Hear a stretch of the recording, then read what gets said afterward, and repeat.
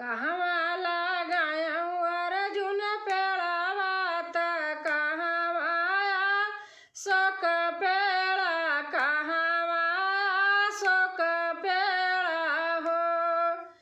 कहवा लगायऊ अर्जुन पेड़वा त कहवा अशोक पेड़ा कहवा अशोक पेड़ा हो।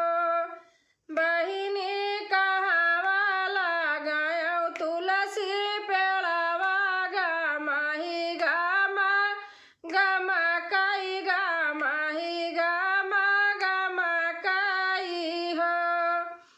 बहिनी कहवा लगायऊ तुलसी पेड़वा गमाही गमा गमा कई गमाही गमा गमा कई हो। बगिया लगायऊ अर्जुन पेड़वा त दुआरे अशोक पेड़ा दुआरे अशोक पेड़ा हो। बगिया लगायऊ अर्जुन पेड़वा त दूसरे अशोक पेड़ा दूसरे दुआरे अशोक पेड़ा हो।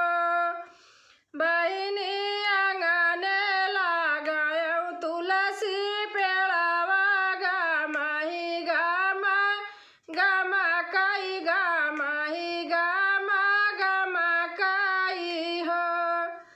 बहिनी आंगने लगायऊ तुलसी पेड़वा गमाही गमा गमा कई गमाही गमा गमा कई हो। केथुआ से सिंचऊ अर्जुन पेड़वा त केथुआ अशोक पेड़ा केथुआ अशोक पेड़ा हो। केथुआ से सिंचऊ अर्जुन पेड़वा त केथुआ अशोक पेड़ा केथुआ अशोक पेड़ा हो। बहिनी केथुआ से सिंचऊ तुलसी पेड़वा त गमाही गमा गमा कई गमाही गमा गमा कई हो। बहिनी केथुआ से सिंचऊ तुलसी पेड़वा गमाही गमा गमा कई गमाही गमा गमा कई हो।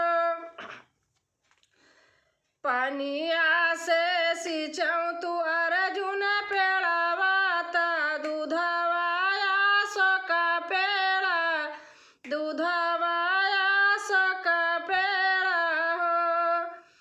पनिया से सिंचऊ अर्जुन पेड़वा त दूधवा अशोक पेड़ा दूधवा